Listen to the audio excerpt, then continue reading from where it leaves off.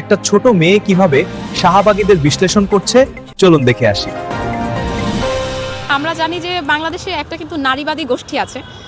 প্রথমে বলি যারা আসলে নারীবাদী না, যারা আসলে পুরুষবাদী, কারণ তারা নিজেদের পোশাক আশাকের মাধ্যমে, নিজেদের বিভিন্ন বয়ানের মাধ্যমে নিজেকে পুরুষ হিসেবে প্রমাণিত করতে চায়। তারা নারী ও পুরুষের সব জায়গায় সমানাধিকার করতে চায়।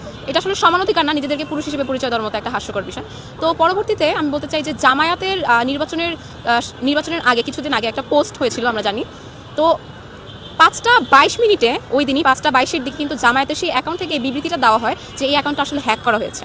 পরবর্তীতে হঠাৎ করে এরকম একটা পোস্ট, আমি প্রথমে জামায়াত বিরোধী হিসেবে বলি, যদি জামায়াত বিরোধীদের ভাষায় বলি, তো এতটুকু সেন্স অবশ্যই একটা মানুষের কাজ করবে যে নির্বাচন ঘনিয়ে এসেছে, এমন একটা সময় অবশ্যই বাংলাদেশের বিরাট একটা নারী সমাজের বিরুদ্ধে কেউ এরকম একটা হাস্যকর মন্তব্য করবে না যাতে সে নিজেই ভোটে হেরে যায়। দ্বিতীয়ত, যেখানে বলাই হয়েছে যে অ্যাকাউন্টটা হ্যাক করা হয়েছে, পরবর্তীতে এরকম পোস্ট নিয়ে তাৎক্ষণিক মিছিল, তাৎক্ষণিক বিক্ষোভ, এগুলো দেওয়া আসলে কেবলমাত্র হাস্যকরই না, বরং সন্দেহ জাগায় যে আসলে কি তারাই হ্যাক করলো কিনা।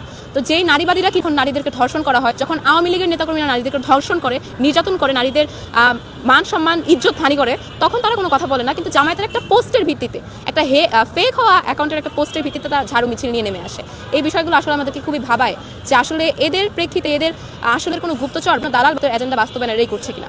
কারণ সচেতনতায় যদি হতো তাহলে জামায়াত বিএনপি তারা চোখে দেখতো না। যারাই নারীদের বিরুদ্ধে কথা বলতো, যারাই নারীদেরকে হ্যারাসের শিকার করতো, তাদের বিরুদ্ধে কিন্তু তারা দাঁড়াতো। কিন্তু না, তারা কেবলমাত্র একটা গোষ্ঠীকে হুমকির মুখে ফেলার জন্য, বিতর্কিত করার জন্য তারা সবসময় দাঁড়ায়। তাই আমরা মনে করি বাংলাদেশের জন্য, বাংলাদেশের সুষ্ঠু রাজনৈতিক ধারাবাহিকতা বজায় রাখার জন্য এই সকল ব্যক্তিরা, এই সকল গোষ্ঠীরা আসলে আমাদের জন্য হুমকি স্বরূপ এবং তাদেরকে আইনের আওতায় আনা দরকার। ভিডিও সম্বন্ধে আপনার মতামত কমেন্টে জানান এবং ভিডিওতে লাইক শেয়ার করতে ভুলবেন না।